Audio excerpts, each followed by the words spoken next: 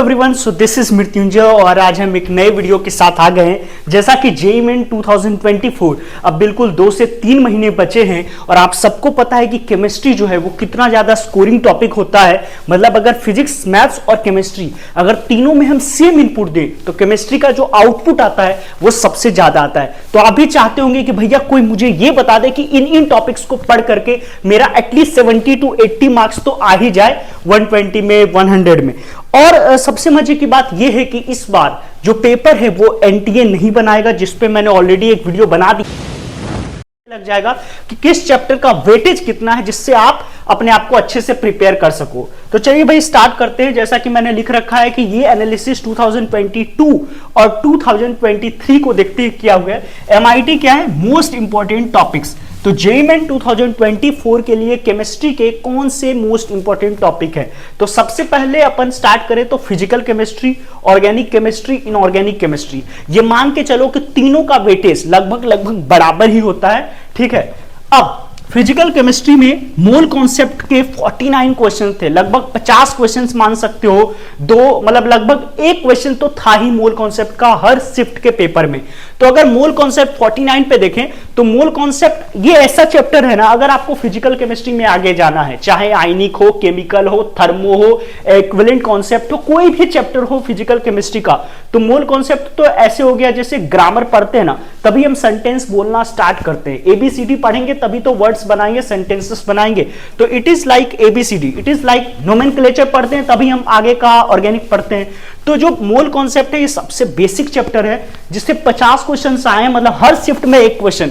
तो mole concept को तो वैसे भी आपको पढ़ना ही पड़ेगा, तो इसको मैंने इंक्लूड कर लिया है कि मोल कॉन्सेप्ट हमारा अच्छे से हो जाना चाहिए। क्योंकि मोल कॉन्सेप्ट का जो एक बोलते हैं ना, कॉन्सेप्ट का यूटिलाइजेशन जो है बाकी के चैप्टर्स में एप्लीकेशंस इसका आता है।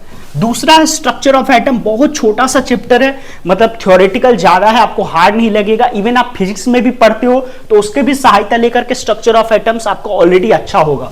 तो इसके जो क्वेश्चंस आए टोटल वो 55 हैं, जो आप देख सकते हो वेटेज भाई काफी अच्छा है। तो स्ट्रक्चर ऑफ एटम्स तो बहुत ही सिंपल है। उसमें से एक बहुत इंपॉर्टेंट बात है जो आपको ऑलरेडी पता चल गया होगा कि न्यूक्लियर केमिस्ट्री जो चैप्टर थी, मतलब आपको पता चल चुका होगा, 1-2 साल से ही हट चुका है। तो न्यूक्लियर केमिस्ट्री वाला जो टॉपिक्स है उसको आप रेड क्रॉस लगाएंगे, that is not included in the JEE syllabus. ठीक है, तो स्ट्रक्चर ऑफ एटम में यही ध्यान रखना है। अब इस टॉपिक में भी कौन कौन से इंपॉर्टेंट सब टॉपिक है उसका हम अलग वीडियो बनाएंगे अगर आप कमेंट करते हो तो। बट अभी तो हम ये देख रहे हैं कि कौन कौन से टॉपिक्स इंपॉर्टेंट है।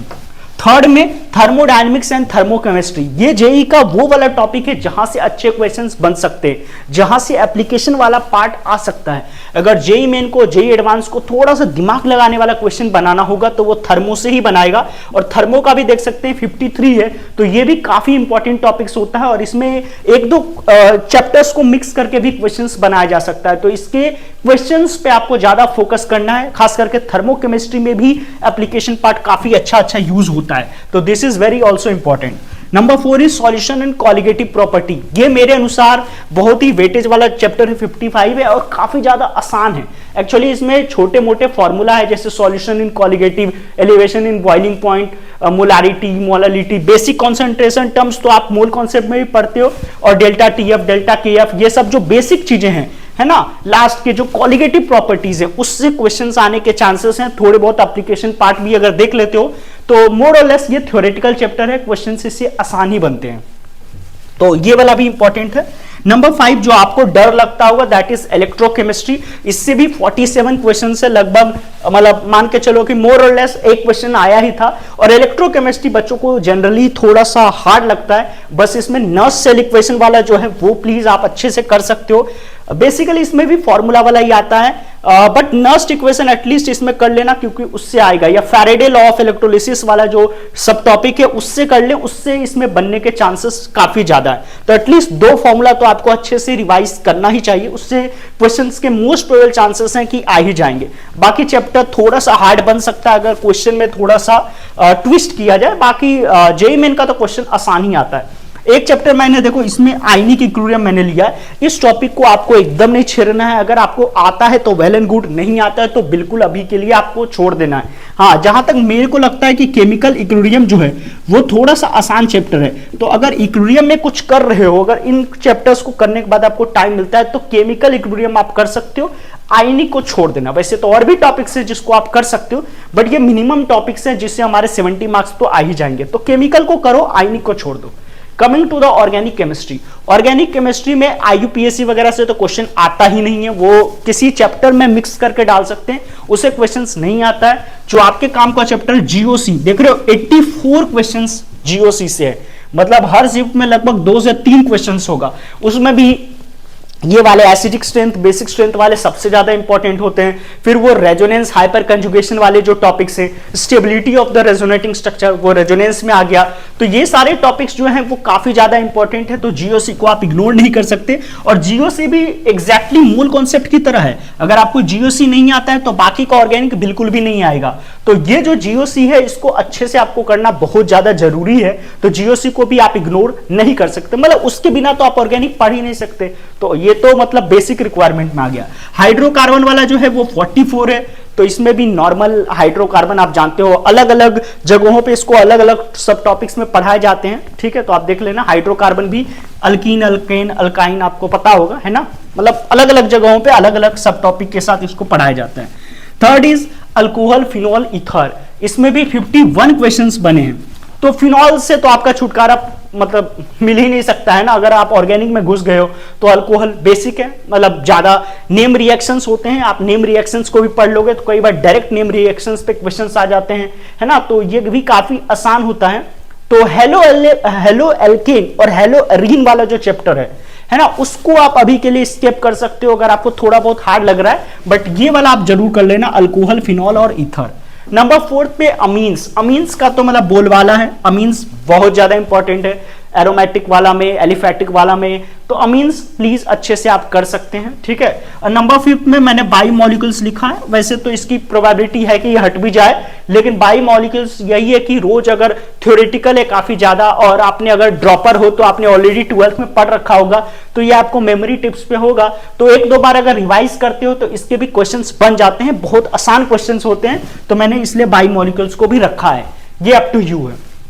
अब जो सबसे कमाल की बात है इनऑर्गेनिक केमिस्ट्री, तो अगर आप अपना एनसीईआरटी खोल के देखो रिवाइज्ड वाला, तो उसमें इनऑर्गेनिक केमिस्ट्री को तो पूरी तरीके से हटा ही दिया गया है। जैसा कि मैंने लिख रखा है, ये ब्लॉक केमिस्ट्री तो एक तरीके से देखा जाए तो पूरा हटा ही दिया गया है, तो सबसे लास्ट में तो आपको ब्लॉक केमिस्ट्री करना है, नहीं तो कुछ लोगों की जिद होती है ना भैया मुझे तो एसपीडी अब सब कुछ पढ़ना है, तो इसके चक्कर में आपकी सारी लंका दह जाएगी, तो ये नहीं करना है ना, अपने को ब्लॉक केमिस्ट्री को सबसे लास्ट में रखना है। अगर सिलेबस रिवाइज होता है, अगर उसको इंक्लूड किया जाता है तो हम पढ़ेंगे, नहीं तो इस पे एफर्ट लगाने की बिल्कुल भी जरूरत नहीं, और इतना रटने वाला चीज है, समझने वाला तो कुछ है भी नहीं, तो आपका बहुत ज्यादा टाइम वेस्ट होगा।